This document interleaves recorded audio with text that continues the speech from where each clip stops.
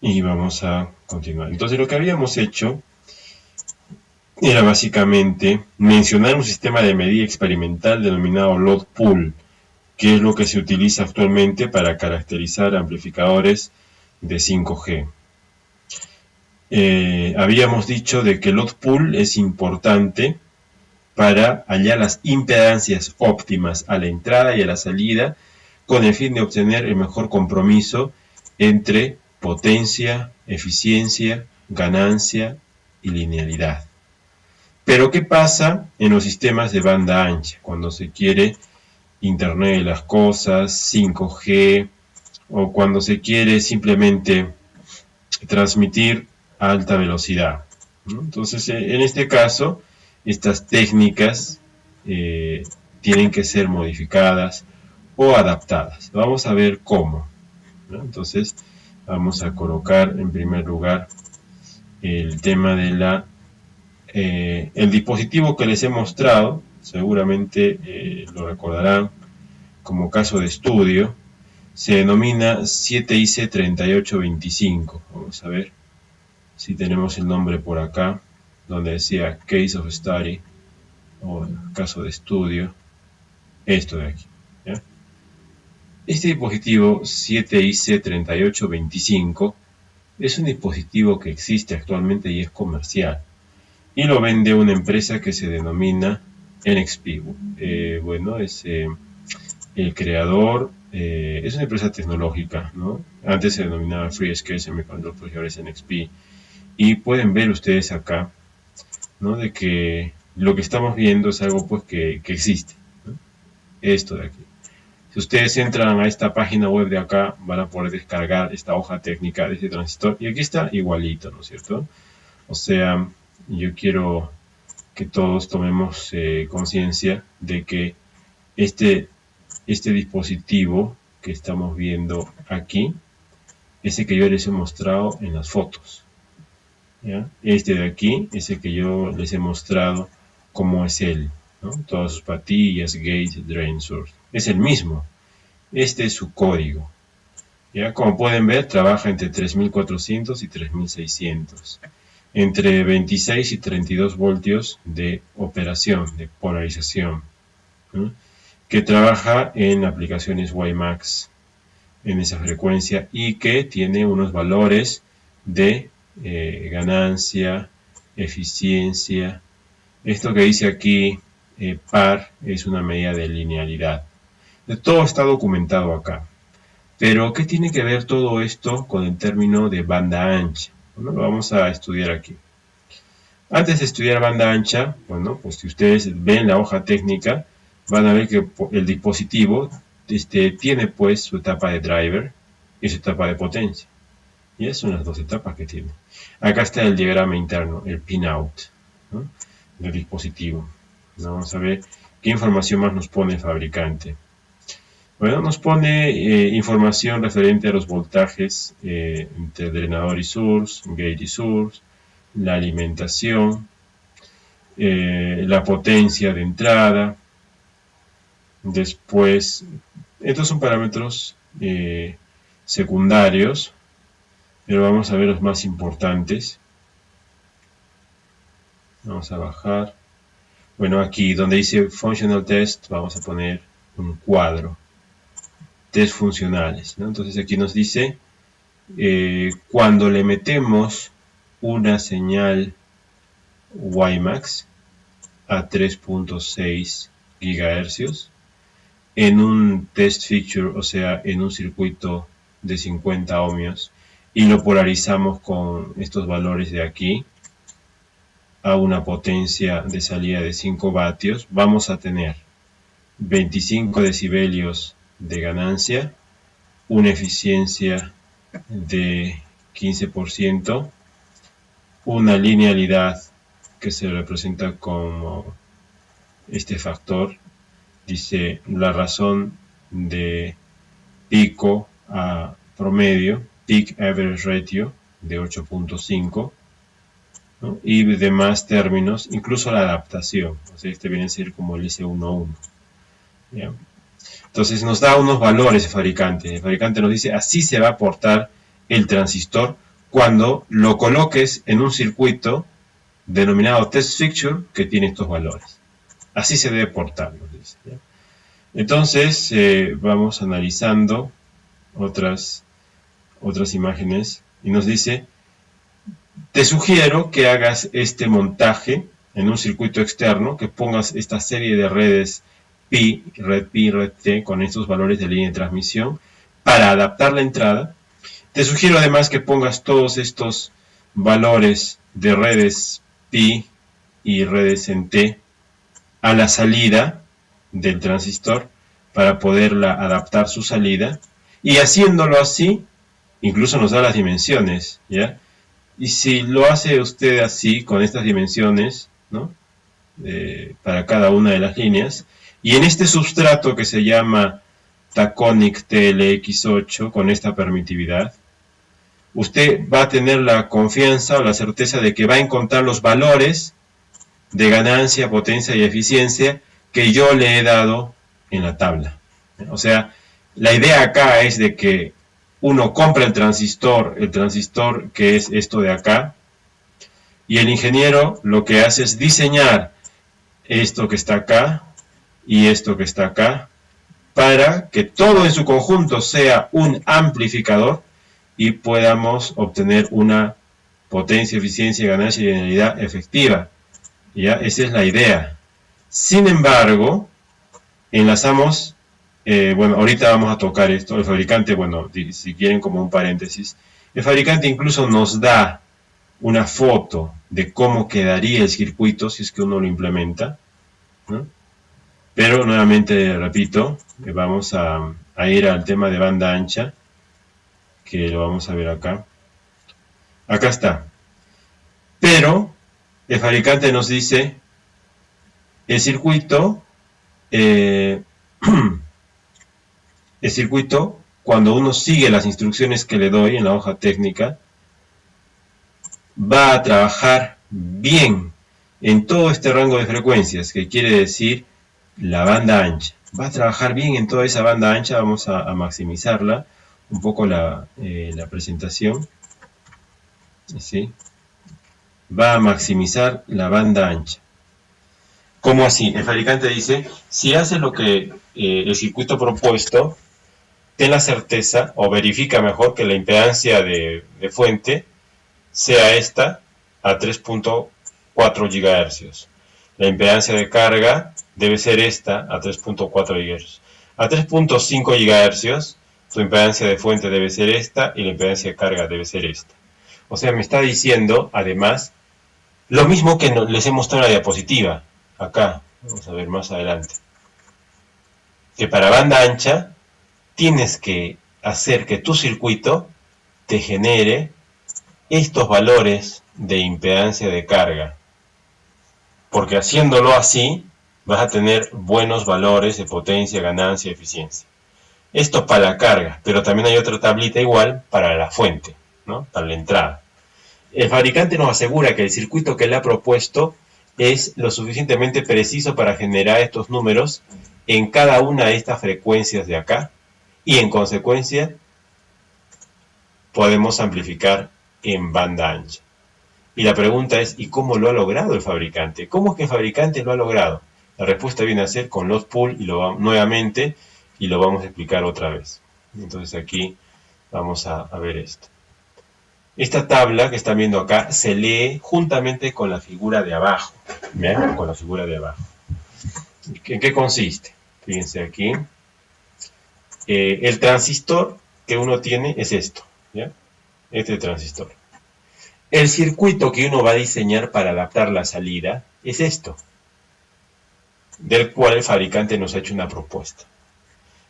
Y el circuito que hay que diseñar para adaptar la entrada es este, del cual el fabricante nos ha hecho una propuesta. El fabricante nos dice, además, la impedancia que medimos hacia la izquierda, en este plano de referencia, la vamos a llamar Z source. Y la impedancia que medimos a la salida, en este sentido, la vas a denominar Z load. El fabricante dice que el circuito que él nos ha propuesto como solución es tal que nos va a dar, vamos a cerrar esto aquí, es tal que nos va a generar, bueno, ya se ha descuadrado un poco,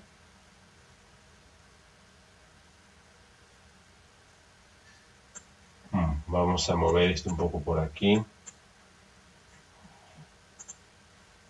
que nos va a dar los valores que él pone en la tabla. Básicamente eso es lo que nos quiere decir. O sea, un solo circuito de entrada nos va a dar todos los valores de Z-Sur que estamos viendo aquí. Todo esto de acá nos va a dar un circuito de entrada, que es este de acá, y el circuito de salida nos va a dar todos estos valores de acá. Y haciéndolo hecho, esto tenemos en banda ancha. Entonces, ¿cómo lo ha hecho? ¿Ya? Pues es fácil.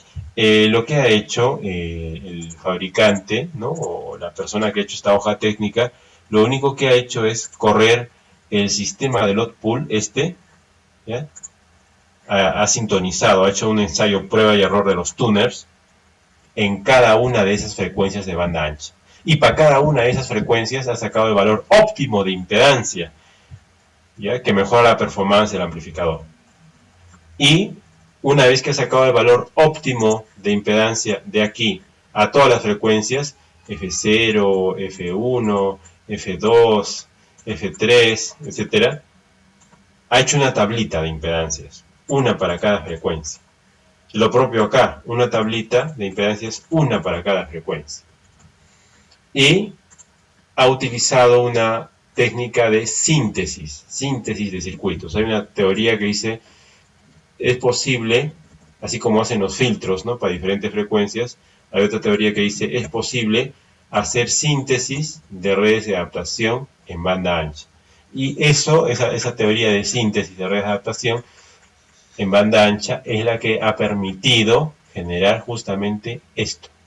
Entonces, esto que está aquí, todo esto que está acá, ¿no? Es el resultado del proceso de síntesis de una red de adaptación de circuito en diferentes frecuencias.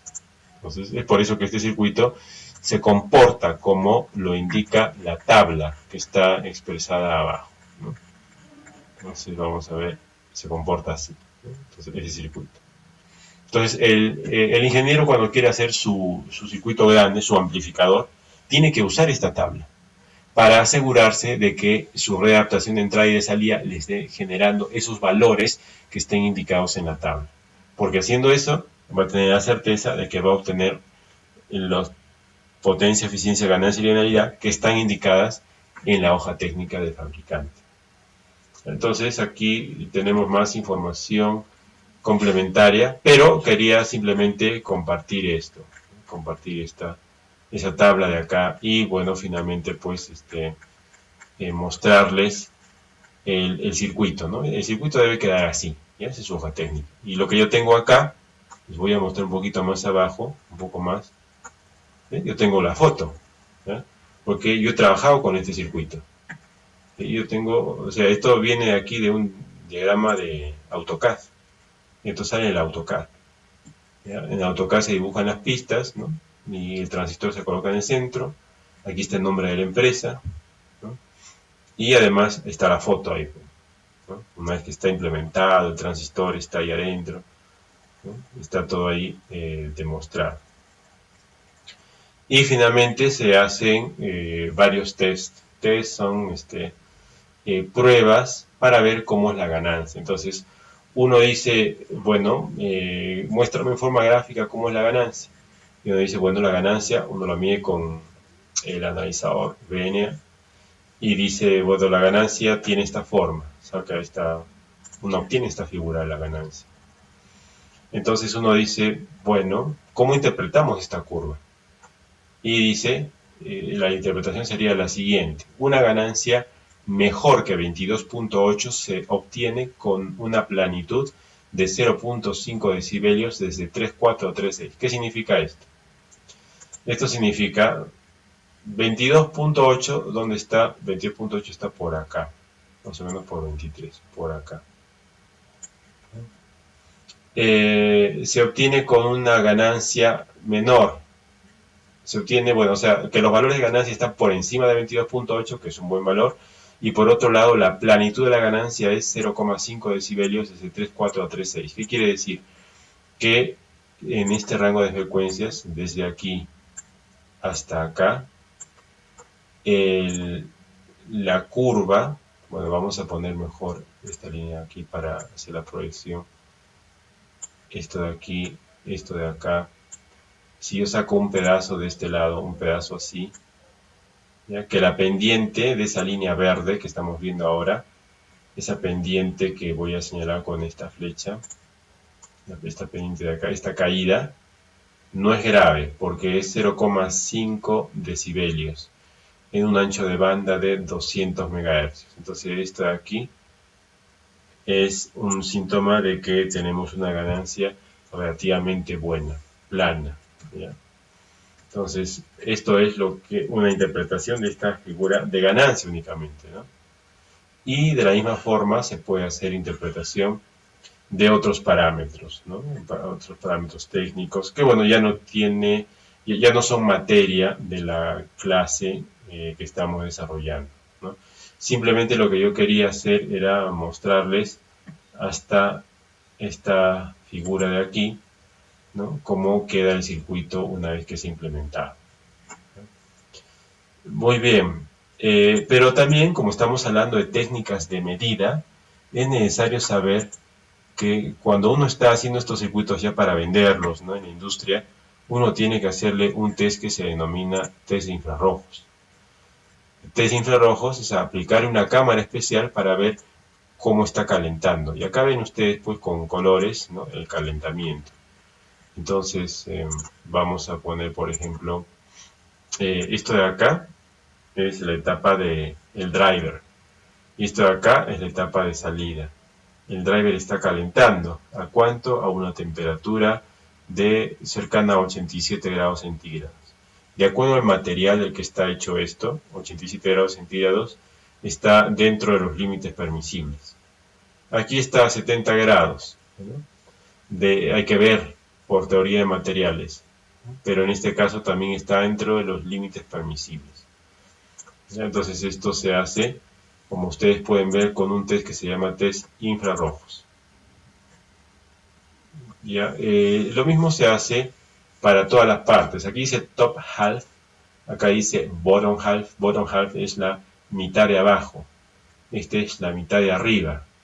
A los hilos que ustedes han visto, los hilitos que habían ahí para adaptación, también se le toma la temperatura de los hilos, de manera que se garantice que el dispositivo tenga una confiabilidad y una vida útil de varios años, ¿no? Y se pone alguna interpretación, se hace una comparación entre lo que el cliente pide y lo que el ingeniero ha diseñado para ver que estemos en valores aproximados, y en caso de que no, hay que hacer las medidas, las correctivas del caso para llegar a obtener lo que el cliente pide. Bueno, y aquí está pues la hoja técnica que les había comentado, ¿no? Entonces, eso era todo lo que tenía programado para compartir el día de hoy referente al tema de sistemas de medida, ¿ya? Yo quisiera saber si hay alguna pregunta hasta este momento de los temas que hemos visto. Sí, buenas noches, ingeniero. Buenas noches, adelante. Respecto al trabajo, la frecuencia en la que se va a trabajar va a depender de nosotros. Igual el sustrato también a emplear también depende de lo que de nuestro criterio. Sí, quiero también aterrizar, ¿no? El proyecto que se les ha dejado es un proyecto que es sencillo. Evidentemente no se pide que ustedes hagan esto de aquí, porque esto es un diseño industrial, banda ancha, no se pide esto.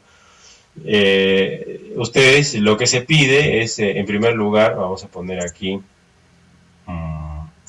no usar este transistor, porque de este transistor hay poca información. Bueno, la hoja técnica, pero necesitaríamos los parámetros S y no los hay. Lo que hay que hacer es utilizar un transistor que se llama ERA, de Mini Circuits, que si ven los videos respectivos a las clases anteriores, van a ver que tenemos todo el material, parámetros S, tenemos información gratuita del fabricante, y el tema de la frecuencia es, en efecto, ustedes eligen la frecuencia. ¿Por qué? Porque la frecuencia se saca pues de los parámetros S. Cuando yo quiero hacer un amplificador, tomo el transistor veo los parámetros S y de todos los parámetros S yo elijo una frecuencia. Y esa va a ser mi frecuencia de trabajo. Por ejemplo, yo en vano elegiría una frecuencia de 60 GHz si los parámetros S no tienen ese valor. Entonces, si quieren mejor, para hacerlo un poco más, más directo, yo voy a abrir la documentación. Un segundo, por favor. A ver, vamos a ver. Voy a abrir la documentación de proyecto. Estoy en... Vamos a ver. Un segundo, por favor. Aquí voy a compartir la pantalla. Ok. Por ejemplo, este es el material que yo compartí con ustedes a través de un archivo comprimido, ¿ya? Por ejemplo, yo digo, yo elijo este fichero de parámetros S. Y aquí en este fichero, yo digo, bueno, tengo que elegir la frecuencia 5G, entonces empiezo a ver por acá, ahí está en megahercios, ¿no? Megahercios es la primera columna, entonces digo 10 megahercios, 25 megahercios, 75, entonces digo, yo quiero elegir una frecuencia 5G, ¿cuáles son? Digamos, yo digo, ya, es la banda inferior a 6 gigahercios, en el Perú, digamos, va a ser 3.5, entonces veo 3500, ¿estará 3500? Sí, aquí está 3500 MHz. Entonces de aquí, de todo el fichero, yo trabajo pues con estos números, porque tengo la certitud de que hay esa información aquí en este fichero. Si alguien dice, yo quiero trabajar a 6 GHz, entonces tiene que buscar el número 6000. Aquí está, 6000 megas son 6 GHz, entonces yo trabajo con todos estos números de acá, ¿no? Pero si alguien dice, por ejemplo, yo quiero trabajar con 60 GHz, tendría que buscar 60.000, pero ya no hay acá. Lo que no hay acá ya no se puede encontrar en internet porque probablemente este transistor no ha sido evaluado a esas frecuencias, entonces no podemos trabajar en una frecuencia que no esté indicada en el fichero de parámetros S. Entonces sí, ustedes tienen que elegir perfectamente, eligen una frecuencia, pero siempre viendo que esté dentro del contenido de los parámetros S. No sé si me dejo entender.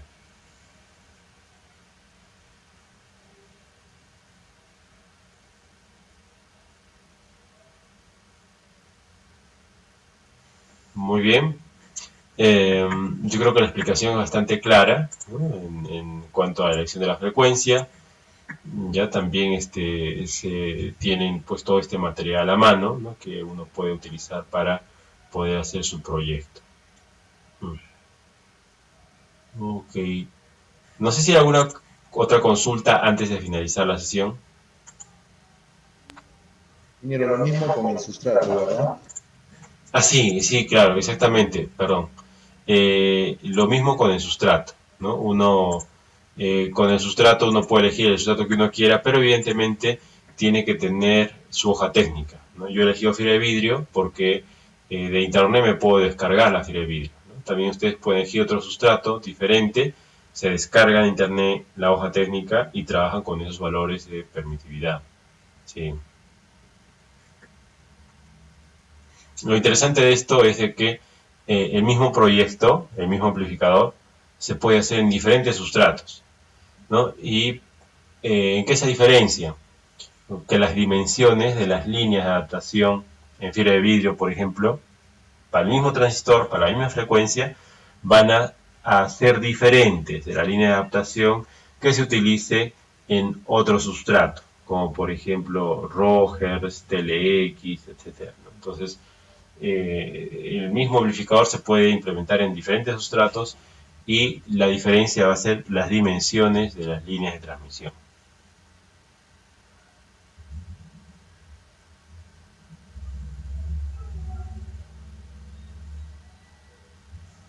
Muy bien. ¿Alguna consulta más antes de finalizar la sesión? Creo que tenemos un chat. Allá, ¿no? Tenemos la fecha de entrega, ¿no?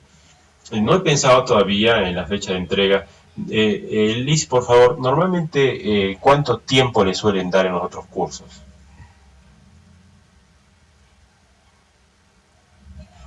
Un mes normalmente nos dan para hacer el trabajo. Ajá, ya, ok. Sí, me parece razonable, ¿no? Un mes es un tema razonable. En todo caso, la fecha exacta lo voy a comunicar en la siguiente clase, por favor.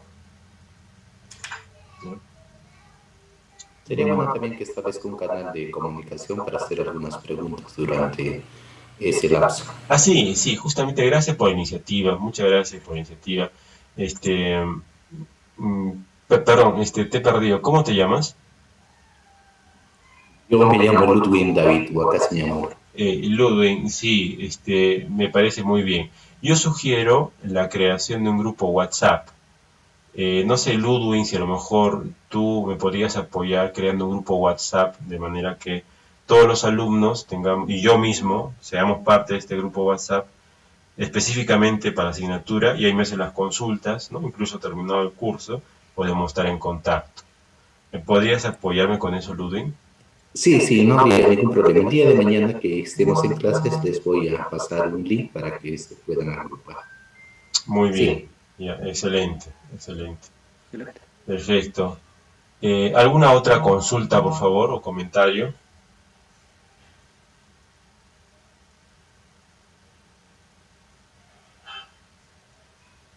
Sí, no sé si Rodolfo quiere hablar, pero no lo escucho por aquí. Rodolfo tiene el micrófono encendido, pero no lo puedo oír.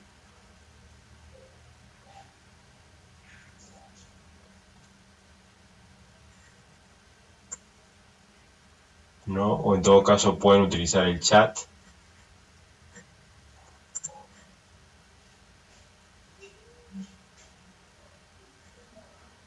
Muy bien.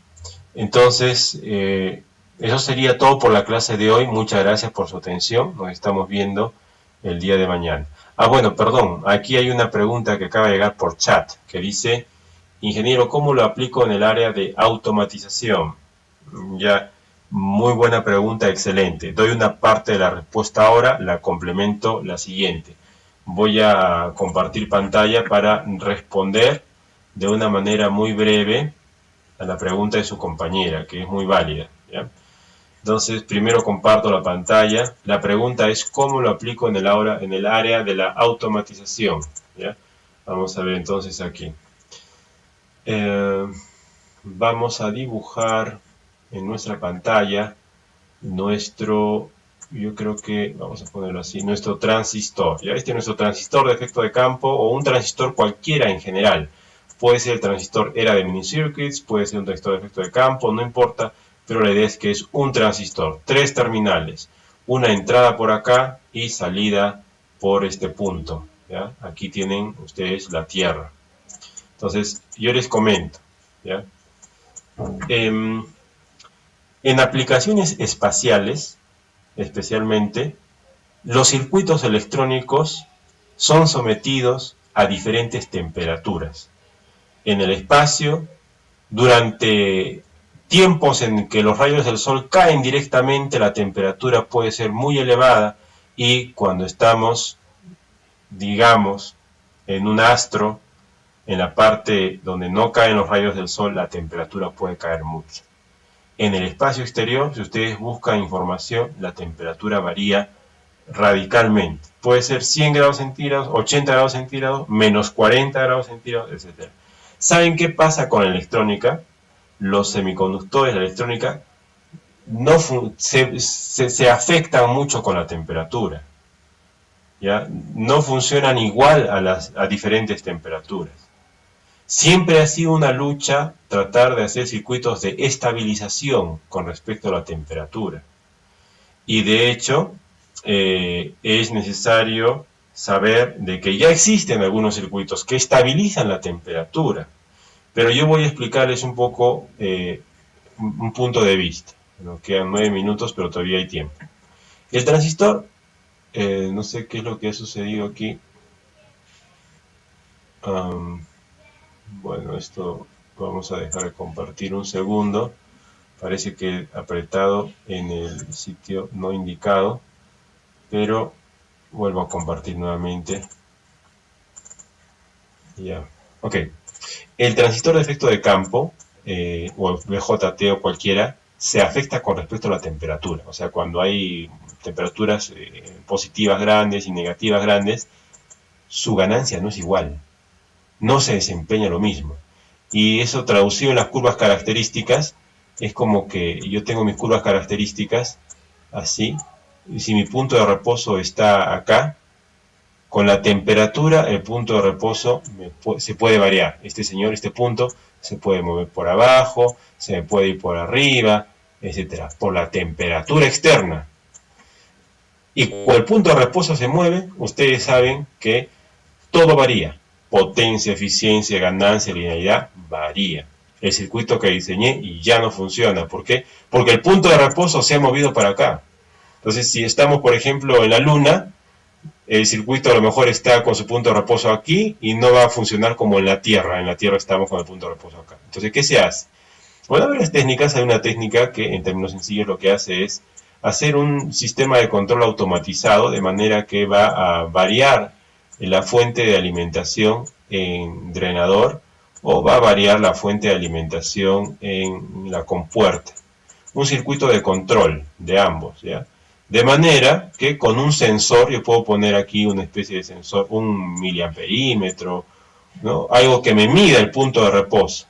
Si el punto de reposo se mueve, yo envío esa señal a un microcontrolador y el microcontrolador se encarga automáticamente de regularlo a este señor y regularlo a este señor de manera de que el punto de reposo permanezca constante, ¿no? Repito, ¿cómo la aplicación de la automatización y control acá? Para aplicaciones espaciales, cuando quieren hacer circuitos de estabilización con respecto a la temperatura, ¿no? Y ahí tiene un sistema de control en lado cerrado que lo que hace pues es variar la tensión de polarización en drain y en gate de manera que el punto de reposo no se me escape por efectos de la temperatura espacial, ¿ya? Entonces, no sé si eso responde a la pregunta, por favor.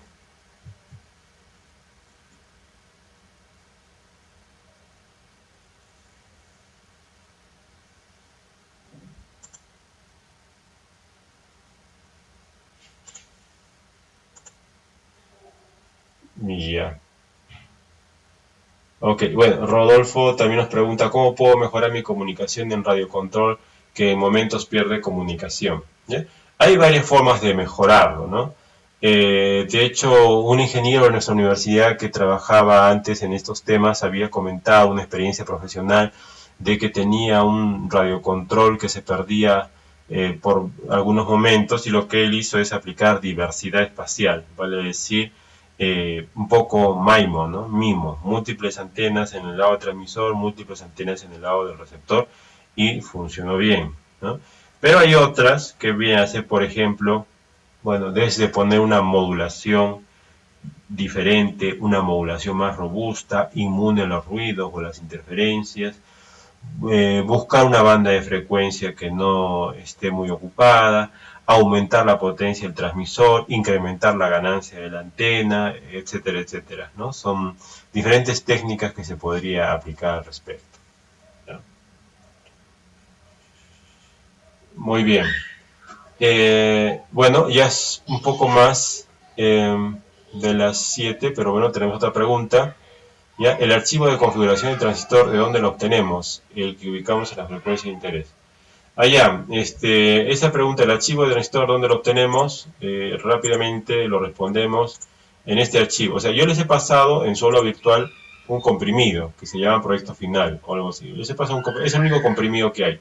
Y eso debe estar en la sesión 2 o 3, no sé, o 4. Pero hay, dentro de ellos, hay un TXT que dice datos técnicos del transistor ERA 4SM extraídos de aquí. O sea, esta es la página web donde ustedes van a encontrar toda la información referente al transistor ERA, ¿ya? Y de esa información ustedes van a tener pues, los parámetros S, ¿ya? Esto lo vamos a poner por si acaso en el chat, ¿ya? Para que puedan trabajar con ello. A ver, un segundo, por favor. Vamos a poner chat y aquí. Ok. Ahí está toda la información, ¿ya? ¿Alguna consulta más? Muy bien, yo les agradezco su atención y nos vemos la siguiente clase. Muchas gracias, hasta luego. Gracias, hasta luego.